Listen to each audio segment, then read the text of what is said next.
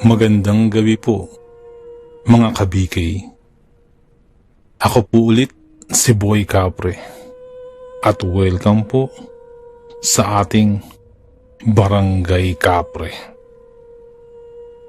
Tunghayan po natin ang isa na namang kwentong halaw sa tunay na pangyayari. Simulan natin.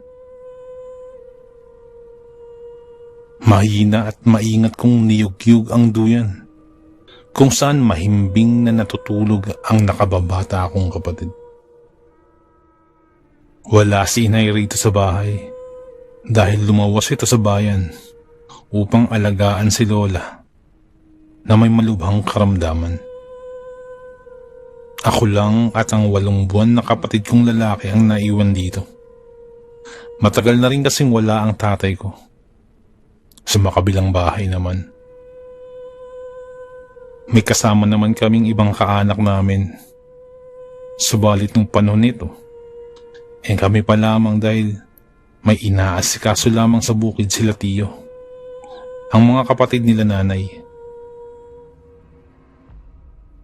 Takot mang maiwan ay tinatagan ko ang aking loob. Wala rin naman akong magagawa kundi ang sumang-ayon. Dito sa aming sitio, sa bayan ng San Remillo, dito kami naninirahan sa may Antique. Kaunti pa lamang ang populasyon nandito nun at maaaring ito na yata ang pinakaliblib na lugar sa buong mundo nung panahon na yun. May ilang metrong layo rin ang pagitan ng bawat bahay na pinalilibutan naman ng nagtataasang puno at mga damong ligaw. Malubak ang daan at kakaunti lang din ang mga taong sumasadya rito. Yun kung may kapamilyang nakatira sa lugar na to. Bandang 6:00 na ng hapon nun. Kinakailangan ko ng magluto para sa aming hapunan. Habang tulog ang aking kapatid, dali-dali naman akong nagtungo sa kusina at hinanda ang mga sangkap sa pagluto.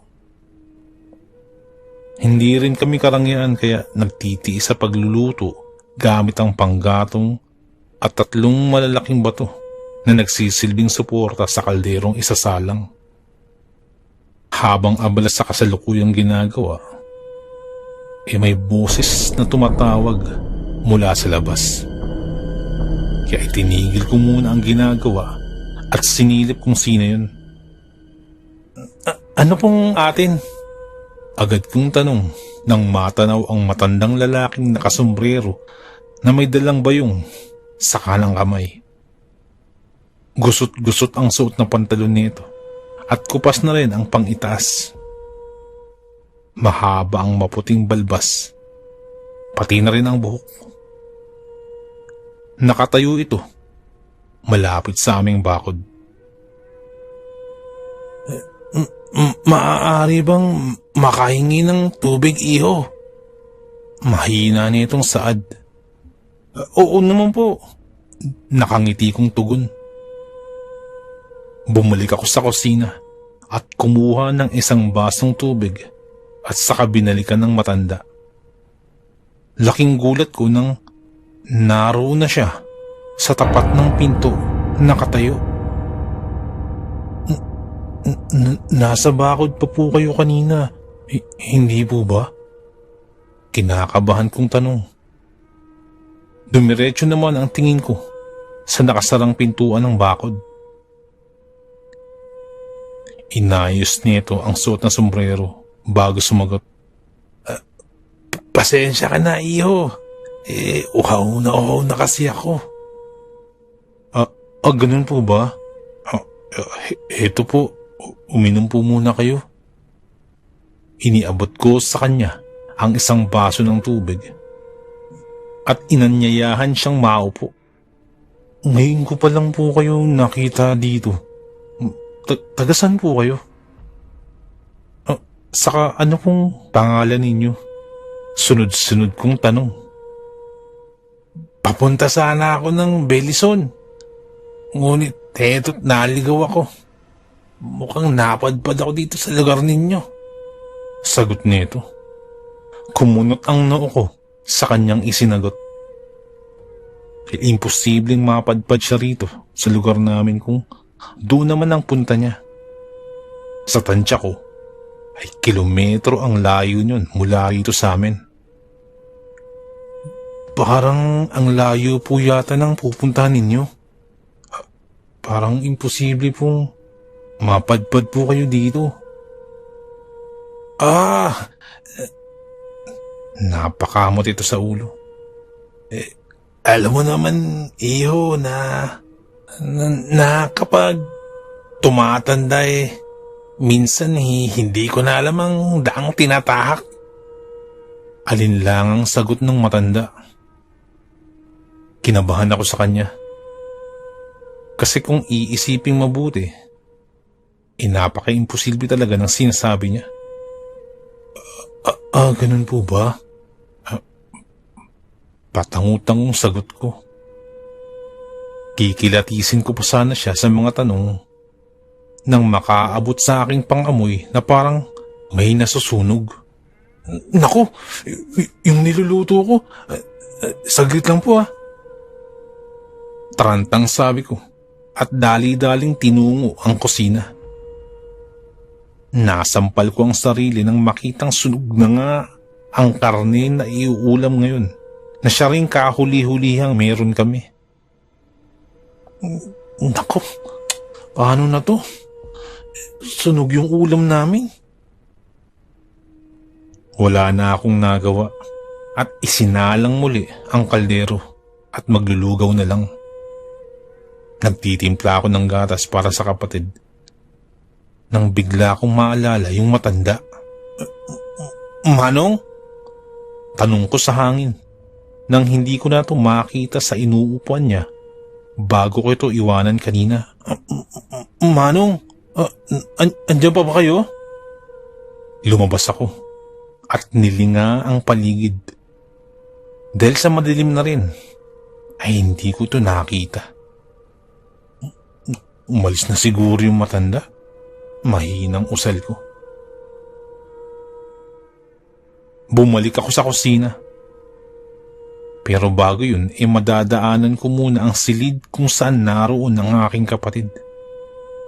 At ganun na lamang ang paglaki ng aking mga mata nang madat nang naroroon ang matanda. At ang mukha niya ay nasa loob na ng duyan.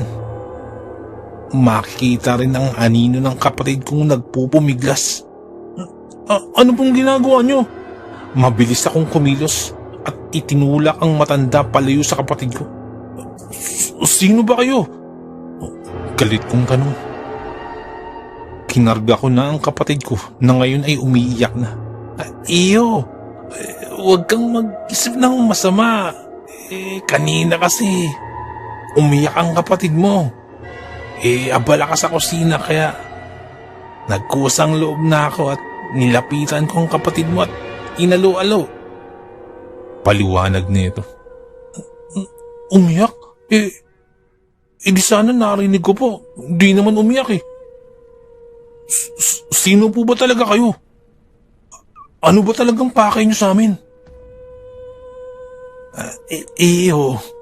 Wala akong masamang binabalak.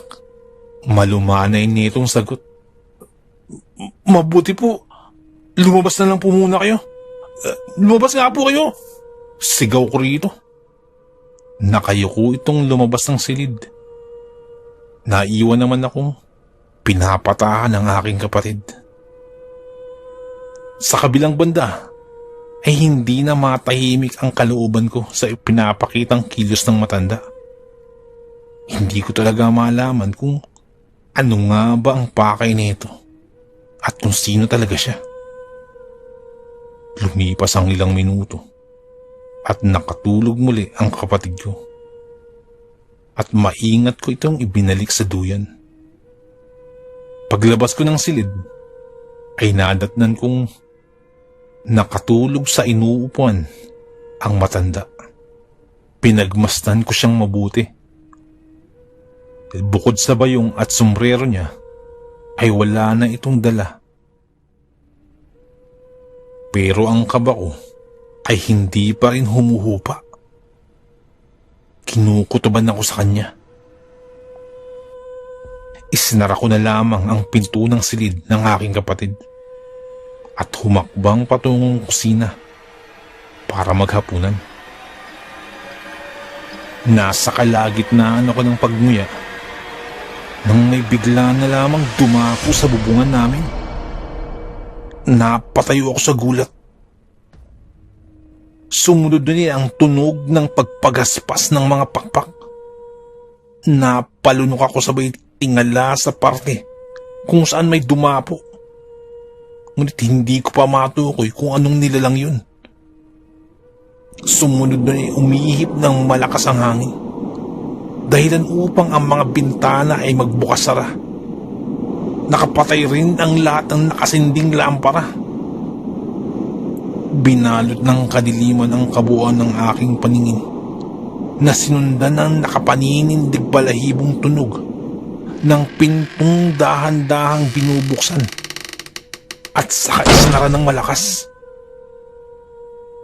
Hindi ako nakakilos at napakurap-kurap na lamang. Sa tanang buhay ko, ito pa lamang ang unang beses na nakaranas ako ng ganito. Napapitlag ako nang may kung anong bigla na lamang lumitaw sa aking likuran. Nawalan ako ng balanse kaya natumba ako. Dahil sa kadilimang bumabalot ay hindi ko maaninag kung ano ang nasa harapan ko. Nung maya-maya pa'y bigla na lamang umiyak ang aking kapatid na lalaki. Makoy! Naisigaw ko ang pangalan ng aking kapatid nang umalingaw-ngaw ang iyak nito. Agad akong tumayo at pinuntahan ng silid nito, ngunit dahil madilim ang paligid ay bumangga-bangga ako at kinapaka pa ang daan. Makoy! Pagtawag ko ulit. Sa pagkakataong ito, ang kanyang iyak ay pahina ng pahina na parang inilalayo siya. Bigla akong napatigil nang bumangga ako sa isang matigas na bagay. At nang kinapaka pa ko ito, mabuhok ang parting ito na parang dibdib at braso. Nang pinag-aapang ko pang aking kamay, inaabot ko ang kanyang muka. At ganun na lamang ang kilabot na nanalaitay sa aking katawan nang makapa ko ang matutulis nitong ngipin. Nabasa pa ang aking kamay sa laway nito. At umalingasaw din ang mabahong amoy na nagmumula sa hininga nito. Nakasusulasok ang amoy nito. Sino ka? Sigaw ko habang paatras akong humakbang. Nagsisisigaw ako nang nagsisisigaw nang ipiti ng ulo ko gamit ang dalawang kamay nito. Pakiramdam ko ay para akong bulatin na binuhusan ng asin sa pagiging malikot dahil sa pagpupumiglas. Dahil lahat ng puwersa niya ay idiniin niya sa aking ulo na sa tingin ko'y ilang sandali na lang mawawasak ng aking bungo. Napaubo ako ng sunod-sunod. Hinahabol ang hininga matapos akong bitawan nito at ihagis sa sahig. Hindi pa siya tapos.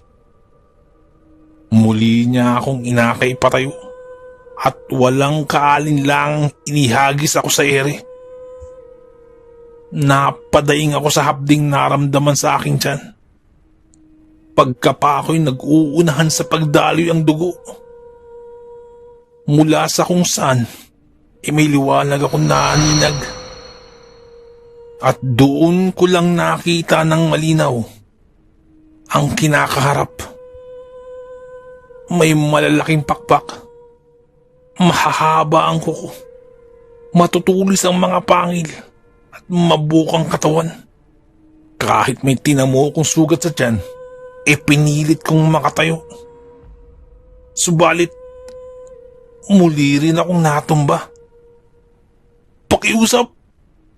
Huwag ang kapatid ko!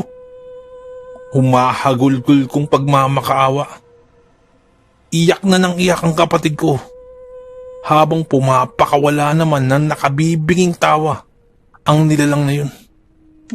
Pakiusap! Huwag siya! Tiklop tuhod na ako't lahat-lahat at nakikiusap na huwag gagalawin ang kapatid ko. Ngunit lumipad ito sa ere. Dala-dala ang kapatid ko. At parang mamamatay na sa pag-iyak si Makoy. Pinilit kong makatayo sa kabila ng tinamo kong pinsala. Marami-rami na ring dugo ang nawala sa aking katawan. Ibalik mo ang kapatid ko! Sigaw ko rito sa nilalang. Maya-maya pa'y lumapit ang nilalang na to sa akin.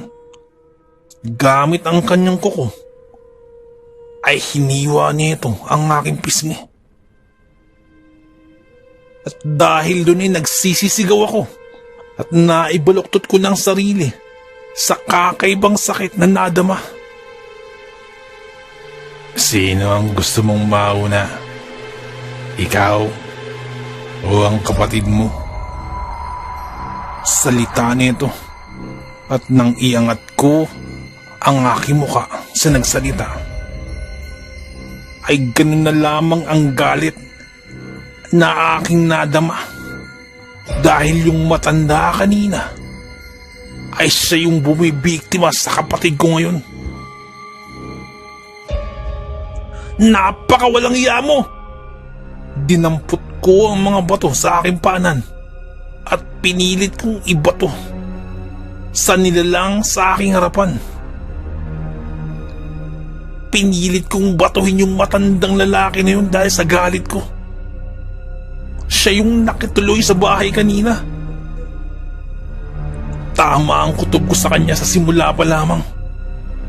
Hindi na ako makapag-intay pa na muling makatikim ng laman ng isang sanggol. Mapangutyang sabi ng matanda habang dinidilaan pa ang kabuuan ng kapatid ko gamit ang napakahabang dila nito. Huwag ang kapatid ko! Ako na lang po biktimahin mo! Pagkasigaw ko nun, ay itinuon nito sa akin ang nanlilisik na mga mata. Sanggol ang aking kinakain at hindi kagaya mo. Muli ay nagpalit anyo ito at lumipad rin sa ere at inihagis-hagis pa ang kapatid ko na walang ibang magawa kung hindi ang umiyak ng umiyak. Sa kabilang banday bigla akong naisip ang ibinili ni inay bago ito lumawas nung nakaraang araw. Sa hagdanan daw, sa ilalim nun, ay may kahong naglalaman ng panlaban kung sakaling may gagambala sa oras na wala daw si inay. At muli kong naalala yun. Kaya napaimpit ako habang hawak ang aking tiyan. At pinilit kong bawiin ang lakas at sinikap na marating ang kinaroroonan ng kahon. Pagkabukas ko sa kahon, ay naiharang ko agad ang palad ko. Dahil pakiramdam ko ay nagkukuluan ang mga to. Dahil may mga likido na nakasalin sa maliliit na garapon na panay ang paggulo. Hindi ko man alam kung alin doon ang tinutukoy ni inay. Kinuha ko ang lahat ng pwede kong makakuha. At muli ay binalikan ko yung nilalang. Tinawag yung nilalang. Sa paghahamon ko dito, nabaling naman ang tingin niya sa akin. At tila pinaunlakan ang hamon ko. Nanginginig ako habang papalapit ito. Hindi ko alam kung alin ang ilalaban ko sa iba't ibang bagay na hawak ko. Naguguluhan ako. Subalit ilang dipa na lang ang layo ng nilalang sa akin. At dahil sa pinaghalong emosyon, naihagis ko na lang sa mukha ng nilalang ang lahat ng hawak ko. Umalingaw-ngaw ang hiyaw nito. Isang napakalakas na pag-angil. At dahil doon ay nabitawan nito si Makoy. Kaya napasigaw ako dahil mataas ang pagbabagsakan ng kapatid ko. Napatalon ako bigla para lamang masalo ang sanggol kong kapatid. At bago pa man ito tumama sa lupa, ay nasalo ko na ang kapatid ko. Nasalo ko si Makoy. Nasa aking 2 bisig. At sabay akap ko rito. Sa tagpong yun ay hindi ko naalintana ang sugat ko. Matapos yun ay nagpagulong na ako patungo sa damuhan. Hanggang sa sumakit na naman ang sugat ko sa tiyan.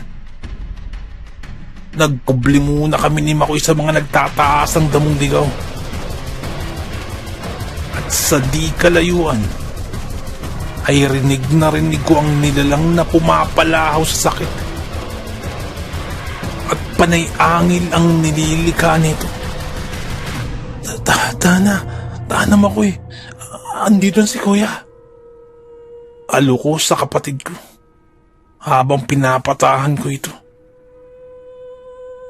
Samantala ang katawan ng nilalang ay unti-unting napapasok at matindi na rin ang usok na bumabalot sa katawan nito. Tumalon ito sa kakahuyan hanggang sa nawala na lamang ng tuluyan sa kadiliman. Mahigpit kong niyakap ang kapatid ko. At ilang sandali pa, bumalik na sa normal ang lahat. Napahinga naman ako ng sobrang lalim. Matapos mapagtantong nagawa naming makaligtas sa kamay ng kamatayan. Lumuluha akong hinahagkan ko ang pisngi ng aking kapatid. Nakaaligtas tayo, Makoy. Nakaaligtas tayo. At abot-abot ang pasasalamat ko sa may kapal sa paggabay niya sa amin.